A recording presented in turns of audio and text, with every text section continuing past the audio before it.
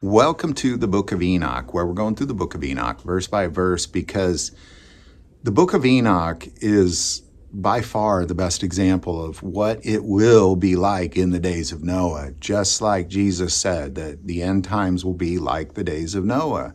Well, Enoch was there, and he saw both the things that were taking place on this earth and in the spiritual realm, and I think it's incredibly important to go through it. And a lot of you might disagree with me, but I'm not saying it belongs in the Bible, and I'm not saying it doesn't belong in the Bible. What I am saying is that Jesus referenced it. Jude quoted the Book of Enoch and referred to him as the prophet Enoch said, and then quoted this book. So I think it's important that we go through it. I just think it's incredibly important. There's several Jewish sects that have that in their canon still. We just happen to not. So again, not saying it belongs there, not saying it doesn't. But what I am saying is it's incredibly interesting and I believe important to go through if you want to know what the end times will be like in detail standing here on this earth and what is taking place in the spiritual realm at that time. So we're going through it, and where we are is Enoch has been taken by 7 angels, holy angels, and we're watchers, and we're shown what it is they do and the authority that they have. And then we're also shown 7 mountains.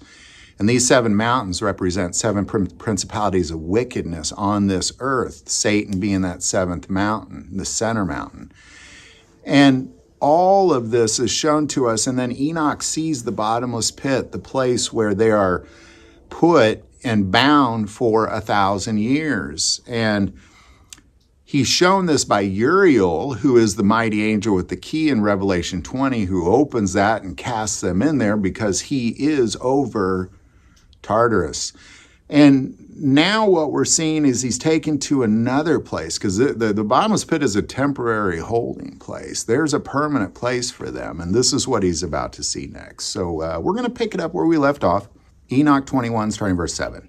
And from thence I went to another place, which was still more horrible than the former. And I saw a horrible thing, a great fire there which burnt and blazed. And the place was cleft as far as the abyss, being full of great descending columns of fire. Neither its extent or magnitude could I see, nor could I conjecture. Then I said, how fearful is this place, and how terrible to look upon? Then Uriel answered me, one of the holy angels who was with me, and said unto me, Enoch, why hast thou such fear and affright? And I answered, because of this fearful place, and because of the spectacle of the pain. And he said unto me, this place is the prison of the angels, and here they will be imprisoned forever.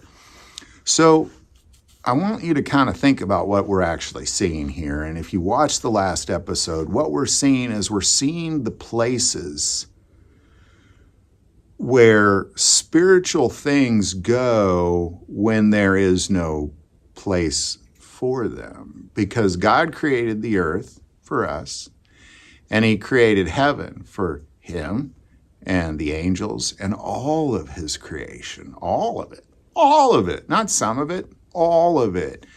But as angels fell, he had to put them somewhere, so he cast them to the earth where they dwell with us.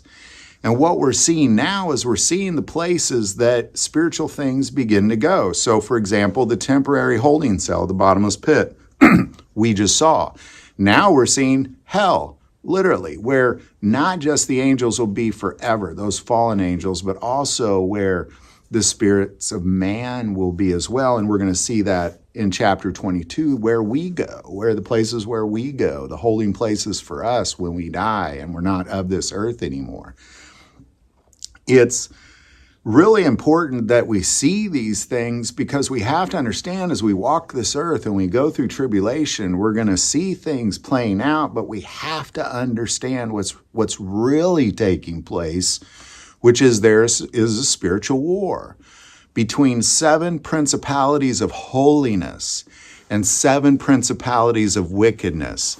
And the 7 principalities of wickedness have 1/3 of the angels with them here on this earth, causing murder, lies, deceit, robbery, rape, all that stuff that's taking place on this earth that is not of God is taking place because of these things, because at this point there is not a place for them. And it's incredibly important that you begin to kind of see what's really happening, because when we go through tribulation, we have to understand that there's a spiritual war taking place and there's a victory at the end of it. And this is where our enemies will go. God is literally showing Enoch and showing us that this is a prison for those fallen angels. When Jesus reigns on earth for 1,000 years, they will be imprisoned in this bottomless pit in chapter 21. Then, after they're released, there is this other place that they will go forever.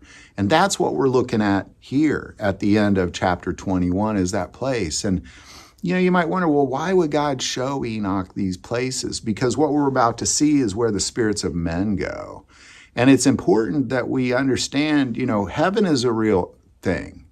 Hell is a real thing. And understanding what's taking place with our spirits and where they go, first we see where the angels will go, because they're part of God's creation too. They made choices. They fell, a third of them. But what we're going to see in 22 is where we go. And this part gets interesting, to say the least. And it leaves, in my opinion, some question marks, but it goes all the way back to Cain and Abel, understanding, well, what's taking place with their spirits right now in this moment, and now so again, and we'll see that in the next episode, but it's very important before we move forward that you begin to see, that you truly begin to see that there's this spiritual war going on around us, and there's other places at play here. There's a holding cell, there's hell, and there is heaven. And these are all real places. And Enoch is being exposed to seeing these things. So let's go back. And from thence I went to another place, which was still more horrible than the former.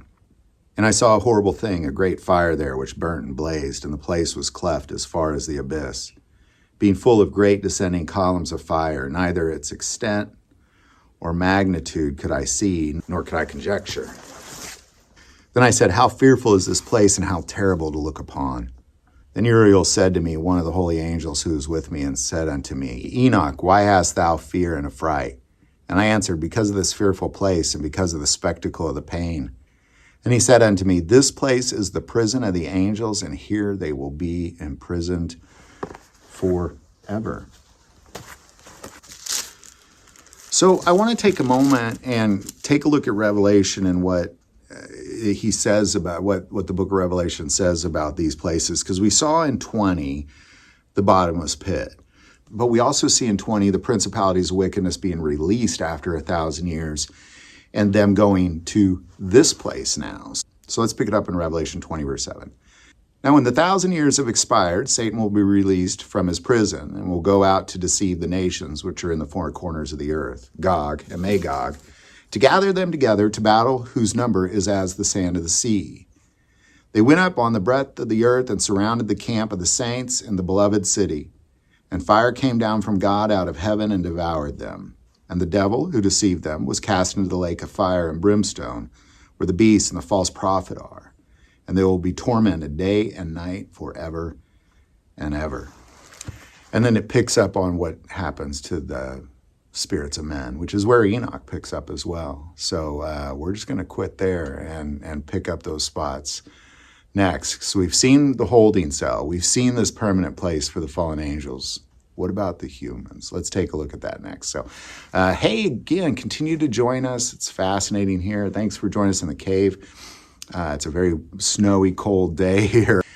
But keep on joining us. Welcome again to the Book of Enoch. It's an awesome ride, and it's important that we see what it will be like in the days of Noah, not just here on earth, but in the spiritual realm, because that's where the real action's taking place.